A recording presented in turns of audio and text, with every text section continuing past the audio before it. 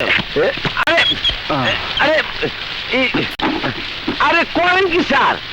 আমার কাছে আপনি করলে কেমন হইব? আমি কি কোনটা আমার কাছে দেন দেন দেন স্যার, দেন। বুঝলেন স্যার, বাজারের খুব শখ আছে।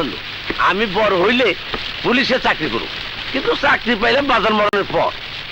কম করে 10 বছর ধরে চাকরি করতেছি, বেতনও পাইতেছি। কিন্তু মজার ব্যাপার হইল স্যার, আমি এখনো বুঝতে পারলাম না আমি পুলিশ না বাসার চাকর।